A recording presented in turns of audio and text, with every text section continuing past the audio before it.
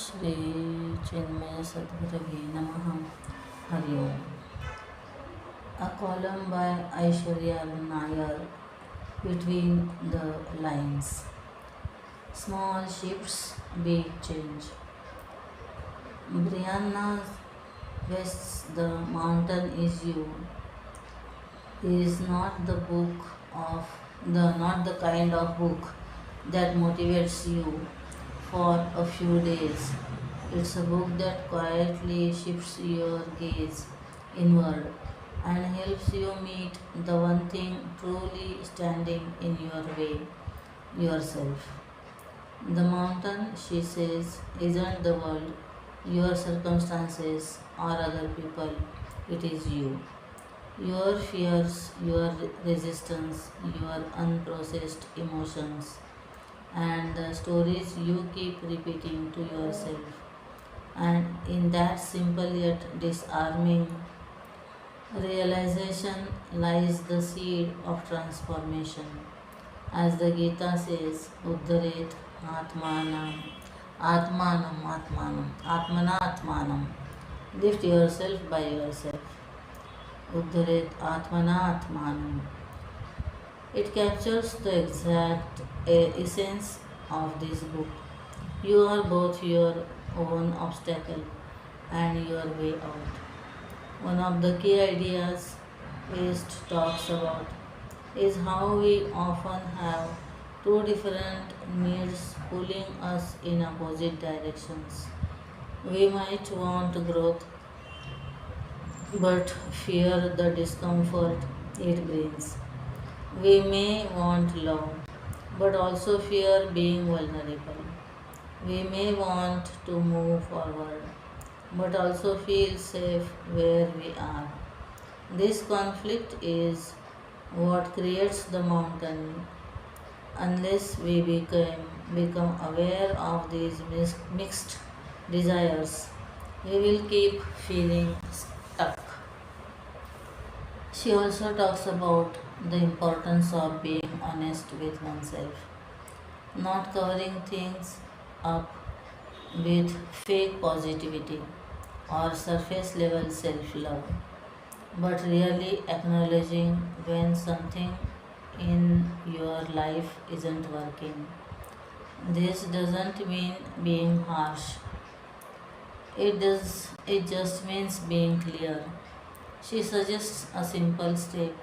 Write down everything you aren't happy with, not to wallow in it, but to see it clearly.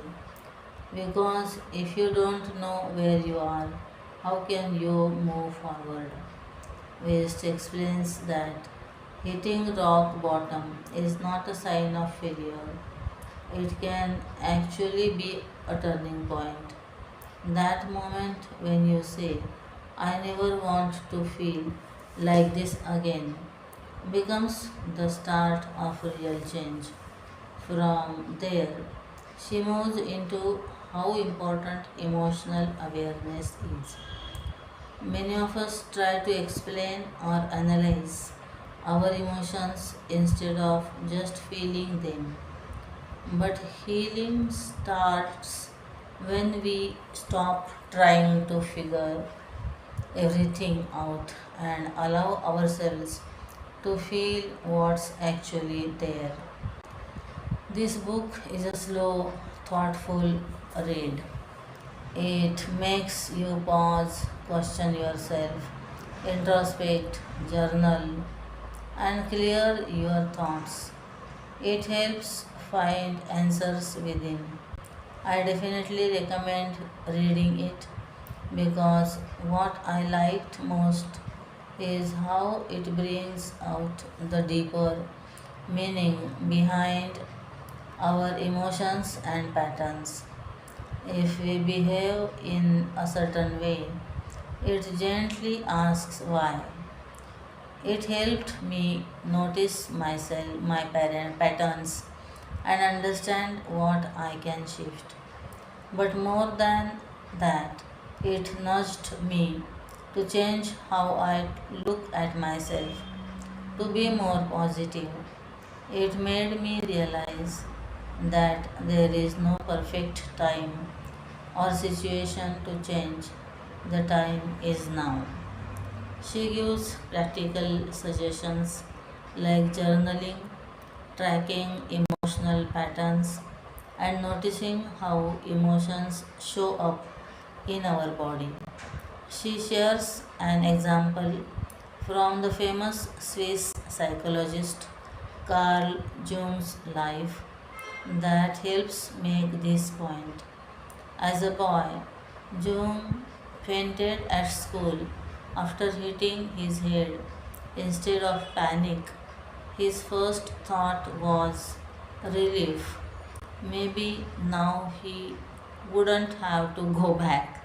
After that, he kept fainting even though nothing was physically wrong. It was his unconscious trying to protect him from a situation he didn't want to be in. This story helps us understand that self sabotage is often not laziness or weakness, but the mind's way of protecting us from pain we haven't fully faced. Another key part of the book is the stories we keep repeating to ourselves.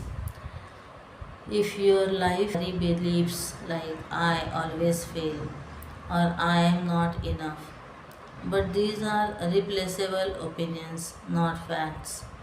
We can choose new ones and that help us grow. From I am broken to I am healing. From this to I am learning now. She also introduces a powerful practice called future, not just about imagining your ideal life. It's about asking what would the version of me who's already grown do today, and then making choices from that place, choices you can actually maintain. She reminds us that real change doesn't come from bursts of inspiration. It comes from small steps that are sustainable over time.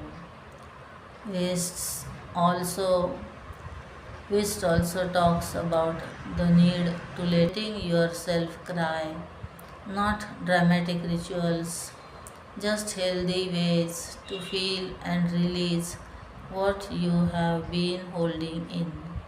If you don't, it stays with you, affecting how you feel, you think, speak, and relate with others. These releases aren't about being emotional all the time. They are about not letting your feelings build up to the point that they weigh you down. What stood out to me was that Wist doesn't offer quick fixes. She suggested sustainable habits that one can actually follow. The book ends with a beautiful reminder that one day the mountain you are facing will be behind you, but the person you become while climbing it, that's what stays with you. Brianna West has a way of saying things that makes you pause and think. She doesn't push, she doesn't preach, she just gently points you back to yourself. And the way she structured